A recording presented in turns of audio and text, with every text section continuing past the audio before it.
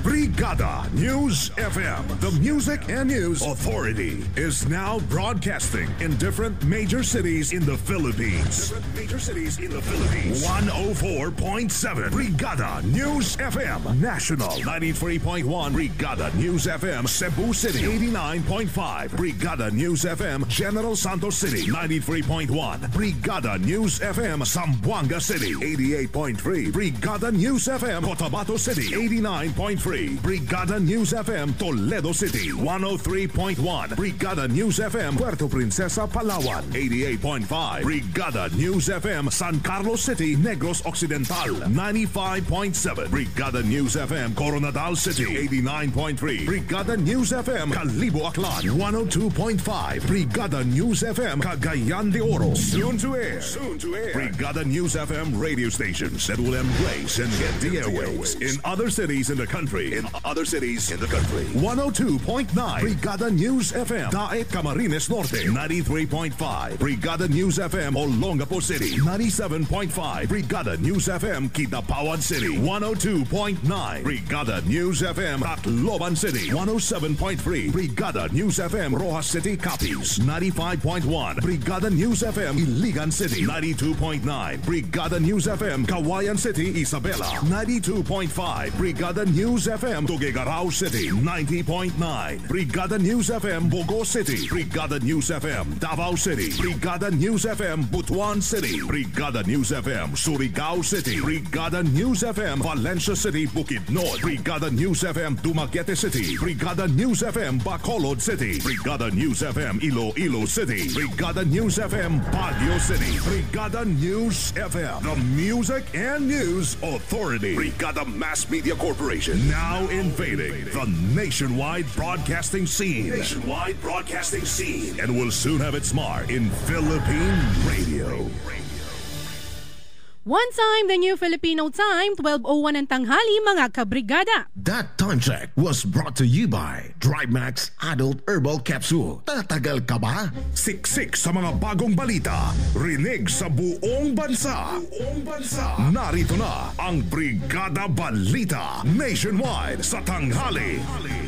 Ang programang ito ay hatid sa inyo ng DriveMax Adult Herbal Capsule. Tatagal ka ba?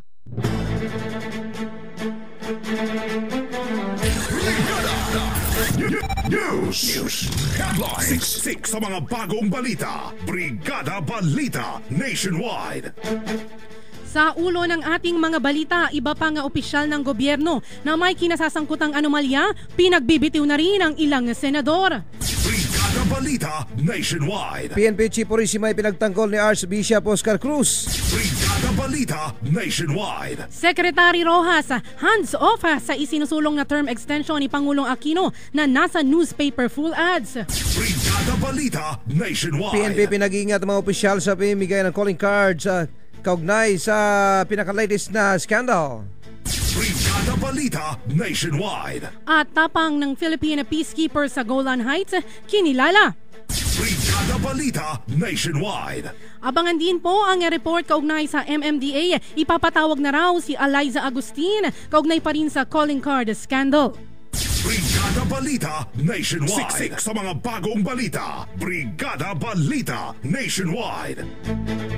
Magandang tanghali mga kabrigada, hatid ng Brigada News FM Philippines, ang Brigada Balita Nationwide. Mula rito sa Brigada National Headquarters, kami po ang inyong mga tagapaghatid balita. Brigada Sandy Matarcos. At Brigada Luna Agimat, araw ngayon ng Miyerkules, unang araw ng Oktubre mga kabrigada.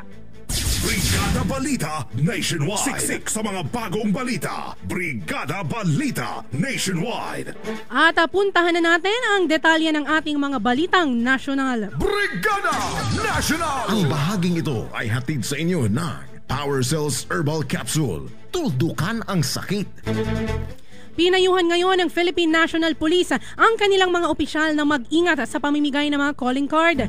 Ito ay matapos gamitin ng isang modelong si Eliza Agustin ang calling card ng isang opisyal para malusutan ang paglabag sa batas trapiko. Sinasabing 2 beses na palang ginamit ni Agustin ang calling card ni Police Director Alexander Ignacio ng Directorate for Plans ng PNP para hindi siya hulihin at papanagutin ng mga traffic enforcer na nagawa nitong paglabag sa color coding ng MMDA. Dahil dito pinayuhan na ni PNP PIO Chief of Police Senior Superintendent Wilben Mayor ang mga kapwa-opisyal na huwag nang maglagay pa ng anumang dedikasyon o note sa likod ng calling card. Nagbabala rin si Mayor sa mga motorista na lalo silang mapapasama kapag ginamit muli sa hindi tama ang calling cards ng sinumang opisyal ng PNP. Napag-alaman na may kautusan na anya sila sa mga pulis sa lansangan at mga traffic enforcers na mas may dahilan para hulihin at papanagutin ang sinumang motoristang gumagamit ng calling cards para malibre sila sa anumang traffic violations. Brigada Balita Nationwide. Ipinagtanggol naman ni Sir Chief PNP Controversy. Sir Chief PNP Controversy Update. Samantala, ipinagtanggol naman ni retired Lingayen Pangasinan Archbishop Oscar Cruz si General Alan Purisima laban sa mga kritiko kaugnay sa isyu ng manoy katiwalian at natatagong yaman. Ayon sa dating obispo ng Simbahan Katolika, hindi matatawaran ang pagiging seryoso sa trabaho ni General Purisima at ang katunayan naman ay ang pagpapatigil sa illegal number games na huweteng at iba pang high-profile cases noong 2005 hanggang 2007 bilang isang PNP Provincial Director. Ayon kay Cruz, dapat na mabigyan ng benefits of the doubt si Purisima at isa lang na lamang ito sa proseso ng regular na pagdinig sa korte. Magkagayon sinabi ni Cruz na kung pagbibigyan ni Purisima ang suggestion na magbakasyon muna habang dinidinig ang reklamong katiwalian laban sa general, may papakita umano nito ang sportsmanship at pagiging gentleman na general. Brigada Balita Nationwide sa tanghali. Sir Chief PNP Controversy. Sir Chief PNP Controversy Update. Inirekomenda ngayon ng ilang senador ang early retirement laban kay PNP Chief Director General Alan Purisima kasunod ng mga kontrobersiya na kinasasangkutan nito, lalo na ang pagtaas ng krimen sa bansa at ang questionableng mga ari-arian. Sa panayam ng Brigada News FM kay Senator Sergio Osmeña III, sinabi nito na lalo lamang maaapektuhan ang imahe ng PNP at mawawala ang tiwala ng publiko sakaling magpapatuloy pa rin si Purisima sa kanyang pwesto. Nararapat na rin anyang maghanap na ang Pangulong Benigno Aquino III ng posibleng papalit kay Purisima, lalo na't hindi naman kapani-paniwala ang mga paliwanag nito sa Senado sa isinagawang pagdinig sa Senate Committee on Public Order and Dangerous Drugs kaugnay sa sinasabing yaman nito. Inihayag ni Osmeña na ang naturang rekomendasyon ay direkta nitong ipaaabot sa Pangulong Aquino. Napag-alaman na taliwas sa akusasyon na umaabot sa 50 million hanggang 120 million ang kayamanan ni Purisima, ay nasa 6.5 million lamang ang kayamanan nito batay sa 2013 na SALN. Brigada Balita Nationwide sa tanghali. Samantala, dumistansya si Interior Secretary Mar Rojas sa lumabas sa isang full-page advertisement sa ilang pahayagan na nagsusulong ng panibagong termino ni Pangulong Benigno Aquino III. Sinabi ni Rojas na wala siyang kinalaman dito at maaaring sariling inisyatibo ito ng ilang grupo na nagnanais sa magpatuloy pa ang liderato ni Pangulong Aquino. Bagi ang bagong labas na resulta ng Pulse Asia Survey na nagpapakita ng pag-angat niya ng 6 na puntos ay kanyang isinantabi. Marami anas siyang dapat na unahing ayusin tulad ng disaster preparedness ng mga lokal na pamahalaan sa buong bansa sa panahon nito ng pagpasok ng malalakas sa bagyo at iba pang banta ng kalamidad gaya ng napipintong pagsabog ng Bulkang Mayon. Maliban dito ang pagsusulong sa kampanya ng pamahalaan ng labanan ang korupsyon at katiwalian at ang pagtutuwid sa maling sistema ng pambansang pulisya. Siksik sa mga bagong balita. Brigada Balita Nationwide. Brigada Balita Nationwide sa tanghali. Mount Mayon, ang pagbabantay. Update. Mount Mayon, ang pagbabantay. Update. Pinawi ngayon ng Philippine Institute of Volcanology and Seismology ang pangamba ng mga residente malapit sa Bulkang Mayon kaugnay sa banta sa kalusugan ng sulfur dioxide emissions nito. Sa panayam ng Brigada News FM kay PHIVOLCS Director Renato Solidum, ipinaliwanag nito na masyadong mataas ang buga ng bulkan kung kaya't malabo na umanong masinghot pa ito ng tao. Ayon sa ospisyal, bahagyang tumaas ang dami ng ibinugang asupre ng Mayon sa nakalipas na 24 oras habang bumaba naman ang naitalang volcanic earthquakes na dulot nito. Sa ngayon ay nananatili pa rin sa alert level 3 ang bulkan at hindi masabi kung kailan ito sasabog. Samantala sa ipinakita ngayon ng bulkan, dalawang klase umano ang pagsabog na pinag-aaralan ng PHIVOLCS na posibleng maganap dahil ang Vulcanian eruption kung saan mas maraming pyroclastic materials ang maaaring ilabas at Strombolian eruption kung saan mas marami naman ang lavang ibubuga kaysa pyroclastic materials. Mount Mayon, ang pagbabantay. Update.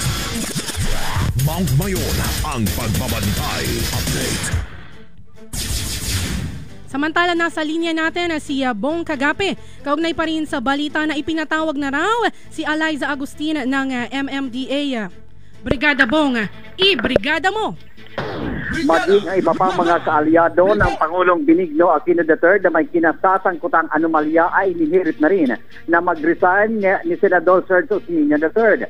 Sa panayan ng Brigada News FM kay Senador Osmeña, binigyan din ito na dapat palitan na sa lalong madaling panahon si PNP Chief Director General Alan Purisima, sukat dapat na rin umano itong pabakasyonin na maaga o mag-early retirement na lamang. Aminado naman si Osmeña na magiging suntok sa buwan ang magiging rekomendasyon nila kay Pangulong Aquino, lalo na't mas pinahahalagahan umano ng Presidente ang magiging magkaibigan nila ng PNP Chief. Maliban kay Purisima, dapat na rin naman magbitiw at iwanan ng iba pa mga kalihim na hindi epektibo sa kanilang trabaho. Lamang tulad na lamang ni DOTC Secretary Jun Abaya, DA Secretary Proceso Alcala at maging si Department of Energy Secretary Jericho Pitiria. Hindi naman inintindi ng Presidente, basta kaibigan niya eh. Ayun. So, nakakadismaya minsan. Ganitong klaseng leader, hindi natin kaya makuha eh. Alam mo, a leader must be farsighted. Makikita mo, 3, 4, 5, 6 years in advance kung ano mangyayari. At gumawa kaya ng ngayon ng paraan para ma-prevent yung happening na yun. Si Senador Sergio Osmeña III sa exclusive interview ng Brigada News FM National. Para sa Brigada Balita National, Brigada Joffrey Bong Cagape, Brigada News. Brigada Balita Nationwide. Brigada Balita Nationwide. Samantala, pinaghahanda ng Philippine Institute of Volcanology and Seismology o PHIVOLCS sa mga residente ng Metro Manila na maging handa sa lahat ng panahon. Ito dahil sa posibilidad na masundan ng mas malakas na pagyanig ang nakalipas sa magnitude 2.7 na lindol na naramdaman noong araw ng Lunes sa ilang bahagi ng Metro Manila na maaaring mula sa West Valley Fault na maaaring pumutok. Ayon kay PHIVOLCS Supervising Science Research Specialist Jane Punongbayan, ang 2.7 intensity ay hindi nakakaperwisyo pero nagpapahiwatig na kailangan pa rin ang ibayong pag-ingat dahil maaaring masunan nito ng mas malakas na pagyanig. Siksik sa mga bagong balita. Brigada Balita Nationwide. Samantala, ipinatawag na rin ngayon ng Metro Manila Development Authority si dating FHM Model Eliza Agustin upang magpaliwanag kaugnay sa kinasasangkutan nitong traffic violation na pinagbigyan kahit na may number coding. Ayon kay MMDA Chairman Francis Tolentino, layunin ng pagtawag kay Agustin na managot sa sinasabi nitong traffic enforcer na pinalusot ang model gamit lamang ang calling card nito na may dedikasyon ng Police Chief Superintendent Alexander Ignacio. Kaugnay nito, tiniyak ni Tolentino na pananagutin ang nasabing traffic enforcer sa nangyari, lalo na't mahigpit umano ang kanilang pagpapatupad ng batas trapiko. Siniguro pa rin ng MMDA chairman na dadaan pa rin sa maayos na proseso ang isinasangkot na traffic enforcer. Siksik sa mga bagong balita. Brigada Balita Nationwide.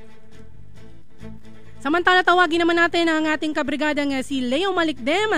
Nandyan po sa balasyo ng Malacanang. Malacanang bukas daw sa reorganization sa PNP. Brigada Leo, i-brigada mo! Brigada Live! Bukas na ang Malacanang sa panukalang reorganization sa Philippine National Police sa harap naman ng ilang kontrobersiya na kinasasangkutan ng ilang pulis at sa mismong hepe nito na si General Alan Purisima. Gayunman nilinaw ng Communication Secretary Sonny Coloma na nakasalalay pa rin ang pagpapasya nito kay Pangulong Noynoy Aquino base naman sa magiging rekomendasyon ni DILG Secretary Marojas.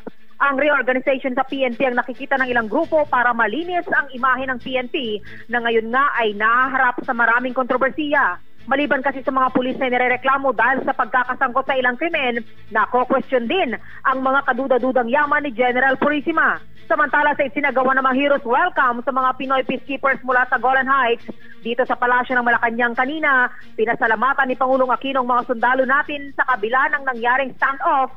Sa nasabing lugar ay pinatunayan ang kanilang dedikasyon at galing sa trabaho. Mula sa palasyo ng Malacanang para sa Brigada Balita Nationwide, Brigada Leo Navarro Malikdem, Brigada News. Siksik sa mga bagong balita. Brigada Balita Nationwide. At tayo po ay naririnig din sa Brigada News FM Cebu, General Santos City, Zamboanga City, Coronadal, Toledo City, Cotabato City, Puerto Princesa, Palawan, San Carlos City, Negros Occidental, Cagayan de Oro City, Calibo, Aklan at sa Daet, Camarines Norte. Siksik sa mga bagong balita. Brigada Balita Nationwide. O ito, Brigada Sandy, mahilig ka ba rito? Mga kabrigada, ang mga Pinoy, naku, kilalang kilala na yan na mahilig sa buy one take one. O yung mga produktong isa lamang, ngunit maraming pakinabang. Ngunit sa gamot o inuming makapagbibigay sa'yo ng proteksyon, aba, hindi lang dapat buy one take one, kundi dapat 3-in-1 plus 1. Dapat yung kaya lahat labanan ng sakit na maaring maranasan. Kagaya na lamang ng Power Cells Herbal Capsule na may sangkap na cayenne pepper mustard seed powder, cinnamon bark at garlic cloves na kayang labanan kahit anong sakit. Ayan, pinagsama-sama na yan sa isang kapsula lamang. Dahil sa Power Cells Herbal Capsule, walang sakit ang kayang kumapit sa katawan mong may proteksyong napakalupit. Ang Power Cells, mga kabrigada, ay available na po sa lahat ng mga leading drugstores nationwide. Brigada Balita Nationwide.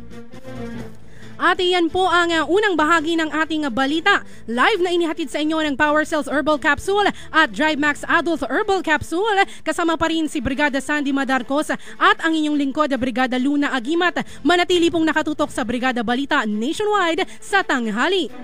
One time, the New Filipino Time, alas 12:15 ng tanghali, mga kabrigada. That time check was brought to you by Power Cells Herbal Capsule. Tultukan ang sakit.